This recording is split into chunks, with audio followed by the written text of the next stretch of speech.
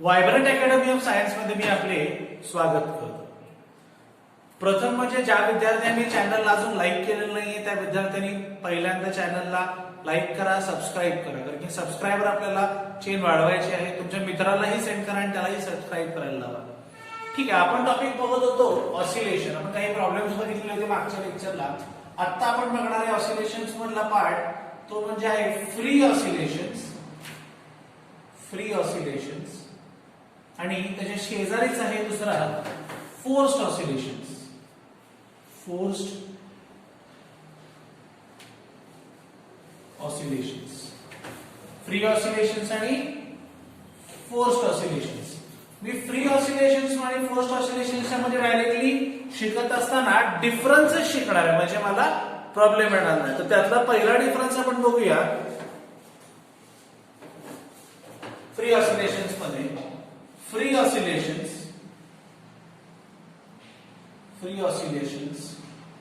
are the natural oscillations performed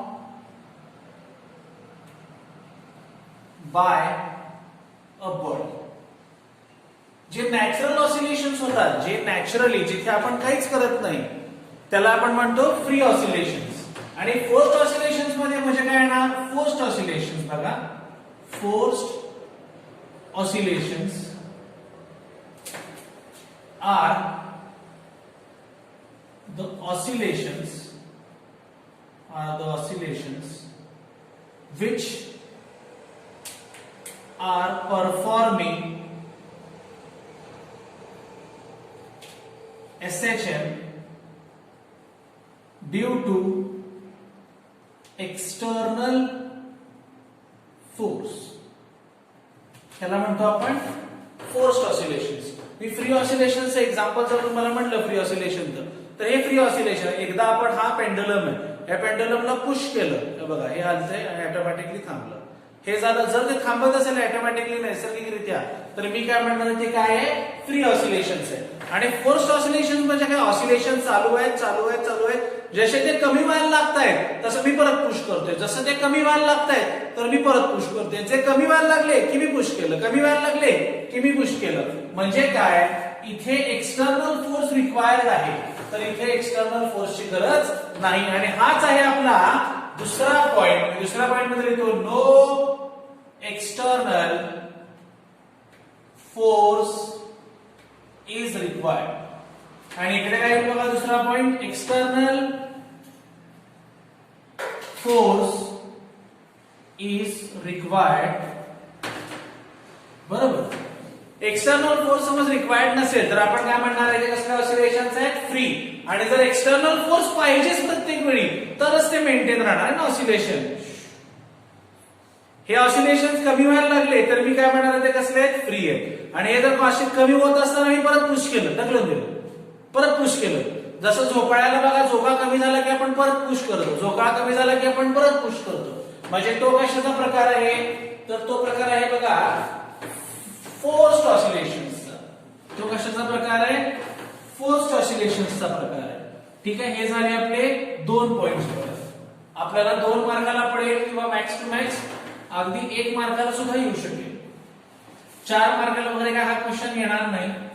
free आणि forced oscillations, त्यातले आपण पहिले 2 पॉइंट बघितले. पहिला पॉइंट तर आपण डेफिनेशनच घेतलाय दोन्हीचा, आणि दुसरा पॉइंट आपण एक्सटर्नल फोर्सच्या बाबतीत सांगितलंय की एक्सटर्नल फोर्सच्या बाबतीत काय काय चेंजेस आहेत म्हणून. बघा, तिसरा आता मी म्हणतो फ्रिक्वेन्सीच्या बाबतीत आहे. मी लिहितो फ्रिक्वेन्सी डिपेंड्स, इथं पण लिहितो बघा मी, frequency depends upon mass and elasticity of body. Mass and elasticity of body हा तिसरा पॉइंट आहे फ्री मधला. आणि फोर्स मध्ये काय येईल? The frequency is equal to the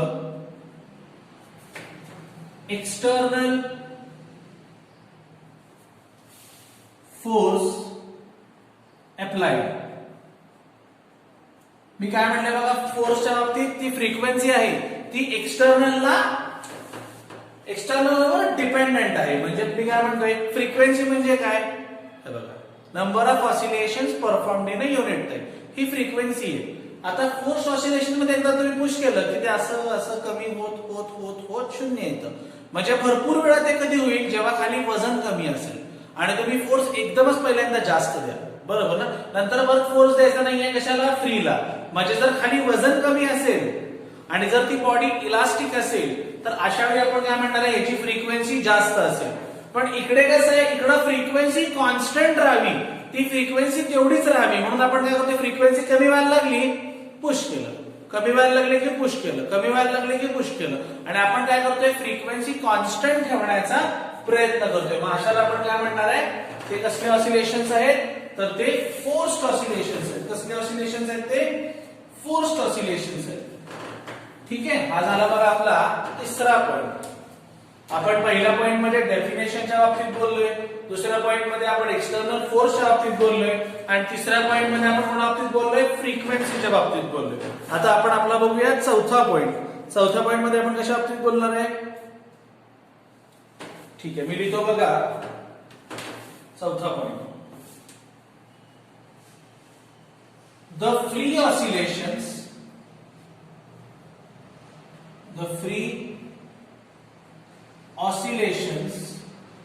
decreases with time. जसा जसा टाइम पुढे सरकत जाईल, फ्री ऑसिलेशन्स काय होतील, कमी होत जातील. जसा जसा टाइम पुढे सरकत जाईल, फ्री ऑसिलेशन्स काय होतील, कमी होतील. आणि इकडे काय येईल बघा चौथा पॉइंट, forced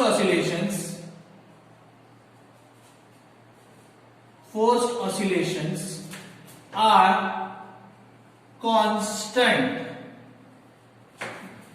फोर्स्ड ऑसिलेशन्स कसे आहेत, कॉन्स्टंट आहेत. म्हणजे 5 मिनिटं झाली, 10 मिनिटं झाली, 15 मिनिटं झाली, 20 मिनिटं झाली, हे ऑसिलेशन थांबणारच नाहीये. पण हे ऑसिलेशन हळूहळू हळू कमी स्पीडहून थांबतील, डिमिनिश्ड होत जातील. म्हणजे कमी कमी कमी कमी होत जातील. पण हे ऑसिलेशन कमी होत नाही, कुठल्याही परिस्थितीत ऑसिलेशन कमी होत नाही. ठीक आहे, हे झाले बघा आपले 4 पॉइंट्स झाले. कुणाच्या बाबतीत 4 पॉइंट्स आपण लिहिले, मी खालचं रब करतो म्हणजे तुम्हाला स्क्रीनशॉटला कळतं. मी कशाचा डिफरन्स दिलाय बघा, डिफरन्स बिटवीन फ्री ऑसिलेशन्स आणि फोर्स्ड ऑसिलेशन्स. यात मी इथं लिहितो बघा, पहिल्यांदा मी कशाबद्दल बोललो, इथं डेफिनेशनच्या बाबतीत आहे पहिला पॉइंट.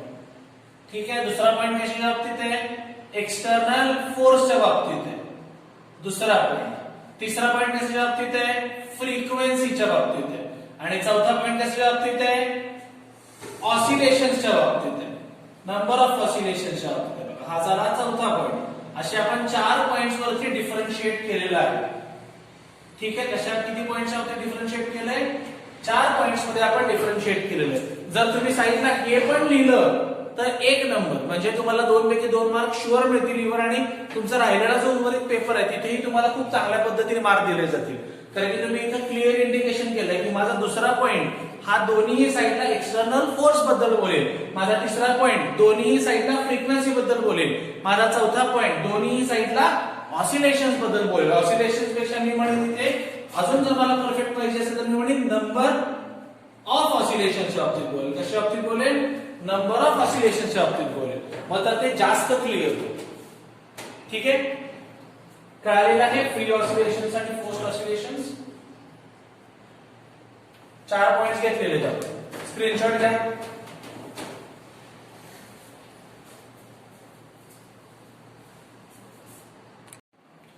ठीक आहे विद्यार्थ्यांनो, तर आता आपण टॉपिकचा राहिलेला पार्ट पाहूया. त्यासाठी आपण जे लिहिले ते म्हणजे फ्री आणि फोर्स्ड ऑसिलेशन्स. त्याच्यानंतर आपण बघणार आहे डॅम्पिंग म्हणून एक पॉइंट आहे, तो आपण बघणार आहे. काळा पेन उठतोय, जात नाहीये नाही.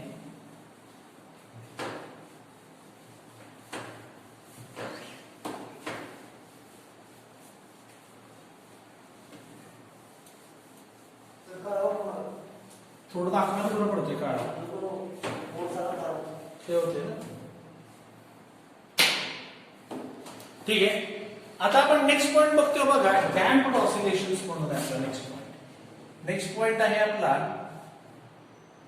डॅम्प्ड ऑसिलेशन्स म्हणून. डॅम्प्ड ऑसिलेशन्स म्हणून आपण आता नेक्स्ट पॉइंट आपला बघणार आहे. पहिल्यांदा बघा, सगळ्यात पहिल्यांदा डॅम्प्ड ऑसिलेशन्स मध्ये आपण काय काढूया, डायग्राम काढूया. ठीक आहे, डायग्राम काढल्याशिवाय आपल्याला कळणार नाही की नक्की डॅम्प्ड ऑसिलेशन्स काय. त्याच्या आधी मी डेफिनेशन लिहितो पहिल्यांदा. डॅम्प्ड ऑसिलेशनची डेफिनेशन इथं लिहितो.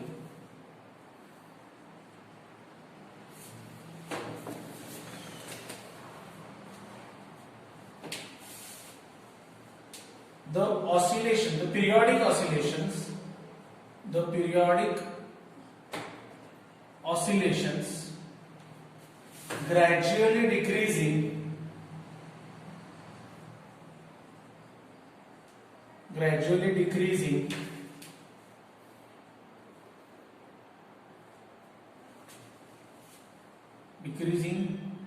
in amplitude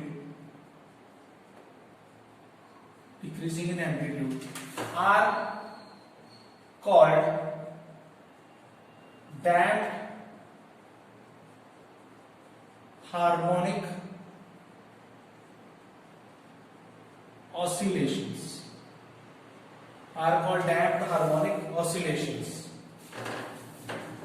बघ, डेफिनेशन बघा मी काय लिहिले, the periodic oscillations gradually decreasing in amplitude are called damped harmonic oscillations.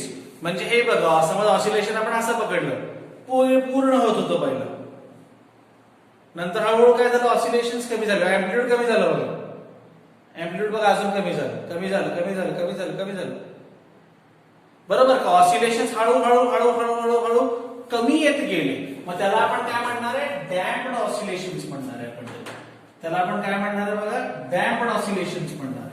आता त्याच्या आधी डॅम्प्ड ऑसिलेशन्सच्या एक्सप्रेशनच्या आधी त्याची एक छोटीशी डायग्राम आपल्याला दिलेली आहे, ती मी डायग्राम प्लॉट करतो.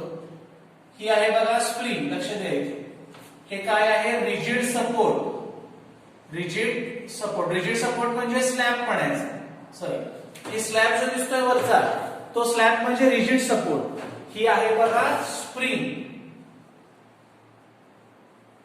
आणि या स्प्रिंगला खाली लावलेला आहे मध्ये ब्लॉक.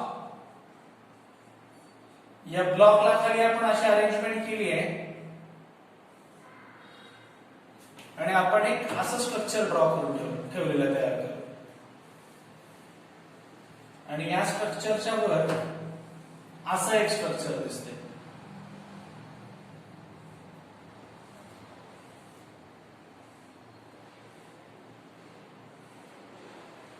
ठीक आहे, मी याला म्हणीन वेन. डायग्राम सुद्धा तुम्ही सुद्धा काढायचं आहे डायग्राम. याला मी म्हणीन वेन. आणि या वेन मध्ये हे दिसतंय बघा पाणी. लाल पेन मी काढतोय मुद्दामून कळावं म्हणून. हे आहे पाणी.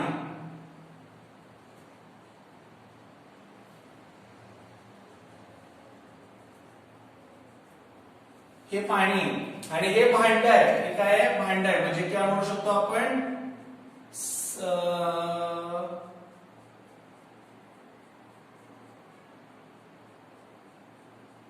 बीकर. केमिस्ट्रीच्या भाषेत जर म्हणलात तुम्ही तर बीकर. चंचुपात्र. ठीक आहे, चंचुपात्र मध्ये आपण काय केलं बघा, हा वेन आता ओढणार खाली. जसा मी हा वेन खाली ओढीन तसा ऑटोमॅटिकली स्प्रिंग काय होईल, इलॉंगेट होईल. स्प्रिंग इलॉंगेट झाली, मी खाली ओढला, स्प्रिंग इलॉंगेट झाली आणि सोडून दिलं. वर खाली होत राहील. अप डाऊन होत राहील. आणि ह्यालाच आपण काय म्हणतो, ऑसिलेशन्स परफॉर्म करेल ना. ऑसिलेशन्स कसं परफॉर्म करेल, टू फ्रो असं ऑसिलेशन्स परफॉर्म करायला लागेल. आणि यालाच आपण काय म्हणणार आहे की ऑसिलेशन्स हळूहळू पाणी काय करेल, कमी करायला लागेल. त्याचे ऑसिलेशन्स पाणी काय करेल, त्याचे ऑसिलेशन्स कमी करायला लागेल. आणि जसं पाणी त्याचे ऑसिलेशन्स कमी करेल तसं आपण काय म्हणणार आहे, हे डॅम्प्ड ऑसिलेशन्स आहेत. हे कसले ऑसिलेशन्स आहेत, डॅम्प्ड ऑसिलेशन्स आहेत. ऑटोमॅटिकली काय कमी होत जाईल, एम्प्लिट्यूड कमी होत जाईल. आणि जर एम्प्लिट्यूड कमी होत गेला तर आपण काय म्हणणार आहे, कसले ऑसिलेशन्स आहेत, डॅम्प्ड ऑसिलेशन्स आहेत. कसले ऑसिलेशन्स आहेत? डॅम्प्ड ऑसिलेशन्स आहेत. कसले ऑसिलेशन्स आहेत? डॅम्प्ड ऑसिलेशन्स आहेत. बरोबर ना? पाणी काय करेल? एक फोर्स एक्झर्ट करेल. पाणी काय करेल? एक फोर्स एक्झर्ट करेल की ज्यामुळे ऑसिलेशन्स कमी होतील किंवा डिक्रीजिंग मध्ये येतील, डिक्रीजिंग इन अँप्लिट्यूड येतील. आणि डिक्रीजिंग इन अँप्लिट्यूड आले की मी काय म्हणणार आहे? ऑसिलेशन्स कसे आहेत? डॅम्प्ड आहेत. ऑसिलेशन्स कसे आहेत? डॅम्प्ड आहेत. ऑसिलेशन्स कसे आहेत? डॅम्प्ड आहेत. म्हणजे डायग्राम कसा असेल बघा. हा बघा आहे ऑसिलेशन्सचा डायग्राम. मी इथे डायग्राम करतो.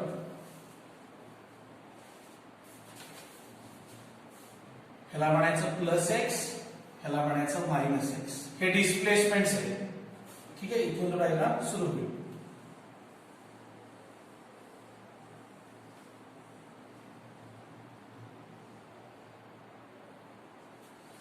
हे बघा, हे ऑसिलेशन्स कमी होत चालले.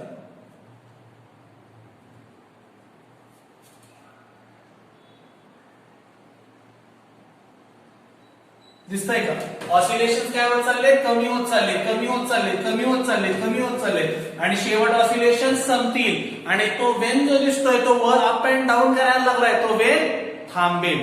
म्हणजे ही स्प्रिंग सुद्धा आहे अशा पोझिशन मध्ये एकदा येऊन जाईल. ती स्प्रिंग पण कशी आहे त्या पोझिशन मध्ये येऊन जाईल. बरोबर? म्हणजेच मी याला काय म्हणणार? इट इज अ प्रकार of damped oscillations. It is a प्रकार ऑफ डॅम्प्ड ऑसिलेशन्स. हे काय ऍक्सिस आहे? ही टाइम ऍक्सिस आहे. कसली ऍक्सिस आहे? टाइम ऍक्सिस आहे. ठीक आहे, कळालं? मी पहिल्यांदा डायग्राम घेतलेला आहे. डायग्रामला मी नाव देतो खाली डॅम्प्ड ऑसिलेशन्स म्हणून.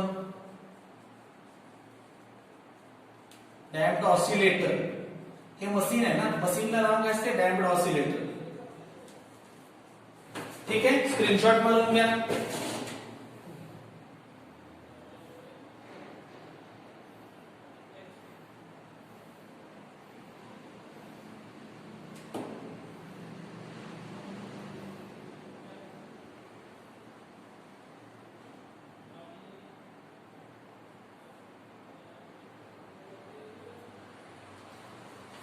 स्क्रीनशॉट मारला? ठीक आहे, आता आपण पुढे जाऊया.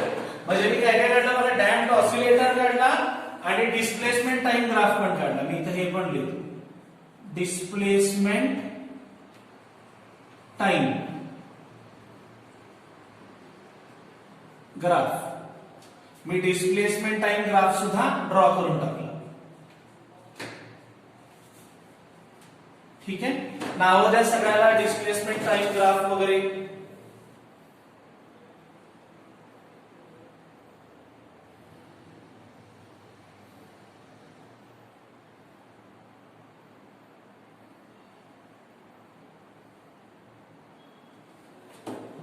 ठीक आहे, आता आपण जाऊया पुढे. बघा, मी आता यामध्ये एक गोष्ट अजून ऍड करतो की जसं मला आजपर्यंत माहिती होतं की मी लिहितोय तर व्ही नो, जसं मला माहिती होतं F is equal to minus K X असते. F is equal to minus K X असतं. पण आता ही कशी सिस्टीम आहे? पाण्याच्या आत सिस्टीम आहे आणि पाणी काय करतंय? अपोज करतंय. इथं के कोण होतं? स्प्रिंग कॉन्स्टंट होता. के कोण होता इथं? K is equal to spring constant होता. के कोण होता? स्प्रिंग कॉन्स्टंट होता. पण आता काय? आपण डॅम्पिंग मध्ये आहे. डॅम्पिंग मध्ये म्हणजे आता आपण पाण्याच्या खाली हा एक्सपेरिमेंट परफॉर्म करतोय. जर पाण्याच्या खाली एक्सपेरिमेंट परफॉर्म करत असू तर मी एफ डी लिहितो. हे F S F D. F D is equal to minus B X लिहितो. काय लिहितो? Minus B V. मी मायनस बीव्ही लिहितो आणि इथं बी इज इक्वल टू काय लिहितो? Damping constant. ठीक आहे, जरा लहान मुले दिसत नसेल तरी मी तोंडाने सांगतोय, लिहून घ्या. Damping constant. एक आहे बघा स्प्रिंग फोर्स, एक आहे बघा डॅम्प्ड फोर्स. डी म्हणजे डॅम्प, डी म्हणजे डॅम्प. आता दोन्ही मिळून फोर्स एकत्र होणार. एकत्र होऊन ऍक्च्युअल फोर्स किती होतो हा मला फाइंड आउट करायचा आहे. आणि त्यामधनं मला काय फाइंड आउट करायचे? परत इक्वेशन फाइंड आउट करायची की खरं डॅम्पिंग फोर्स असतो किती, ही मला इक्वेशन फाइंड आउट करायची. मग मी लिहितो therefore total force F is equal to minus K X minus B V. V कोण आहे? वेलॉसिटी आहे. मायनस बीव्ही घेतो बघा मी. ठीक आहे. एफ म्हणजे काय सबस्टिट्यूट करूया, M into A, mass into acceleration is equal to minus K X minus B V. घेऊन इकडं M A plus K X plus B V is equal to 0. M A plus K X plus B V is equal to 0. सगळ्या value put करूया. M into acceleration म्हणजे काय आपण बघितलं equation topic मध्ये सुरुवातीला, d2x upon dt square plus K into, हे थोडस पुढे घेऊ, हे घेऊया, प्लस बी इंटू वेलॉसिटी म्हणजे काय dx upon dt plus kx is equal to 0. This is the equation of damping oscillation. This is the equation of damping oscillation. ठीक आहे. आपण एकदम सुंदररित्या पहिला डायग्राम घेतलाय, डेफिनेशन घेतली आहे, ग्राफ घेतलाय आणि आता त्याचं छोटस एक्सप्रेशन पण बघितलेलं आहे. आता हे एक्सप्रेशन सॉल्व्ह केल्यावर सुद्धा आपल्याला दोन गोष्टी मिळतात. एक असते अँग्युलर फ्रिक्वेन्सी आणि एक आहे पिरियड ऑफ ऑसिलेशन. हे दोन्ही पण मी फॉर्म्युला लिहितो. आपल्याला टेक्स्टबुक मध्ये पण सिलेबस मध्ये पण दोन्ही ठिकाणी फक्त फॉर्म्युले आहेत. मग मी म्हणतो omega is equal to under root K upon M minus B upon 2m bracket square. ही झाली बघा आपली अँग्युलर फ्रिक्वेन्सी. लिहितो इथं अँग्युलर फ्रिक्वेन्सी. आणि दुसरं आपलं काय आहे बघा टाइम पिरियड आहे. T is equal to 2 pi upon omega असते म्हणजे upon under root K by M minus B upon 2m bracket square. ठीक आहे. झाला आपला टाइम पिरियड. म्हणजे आपण काय काय फाइंड आउट केलं बघा. सगळ्यात पहिल्यांदा मी बघितलं, एक मिनिट हा स्क्रीनशॉट घ्या.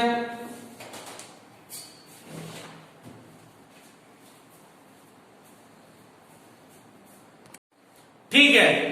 बरं हे झालं बघा ऑसिलेशन्स मधला आपला डॅम्प्ड ऑसिलेशन्स.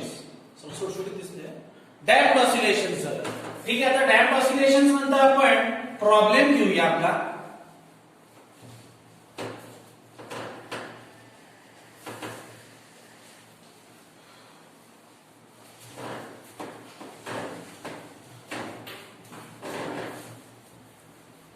प्रॉब्लेम बघा खूपच सोपा आणि इझी प्रॉब्लेम आहे. टेक्स्टबुक मधला अनसॉल्व्ड प्रॉब्लेम आहे हा.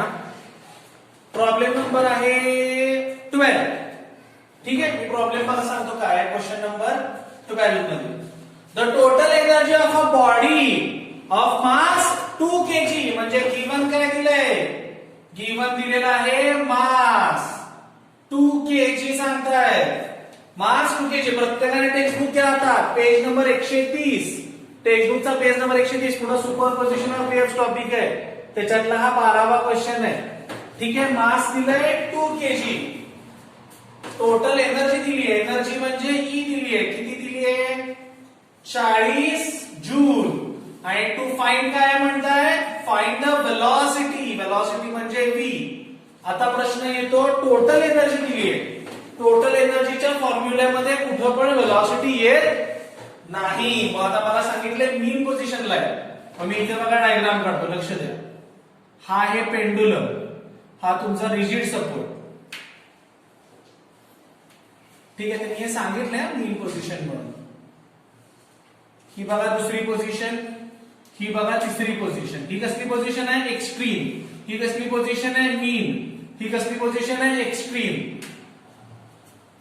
आठवतंय मी सांगितलेलं होतं इथं काय मॅक्सिमम असते कायनेटिक एनर्जी फुल असती. काय असते कायनेटिक एनर्जी फुल असती किंवा मॅक्स असती किंवा काय असती ती व्हॅल्यू 1/2 mv² असती.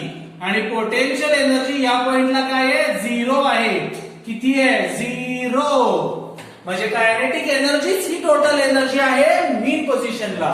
मग मी टू फाइंड नंतर फॉर्म्युला घेतो.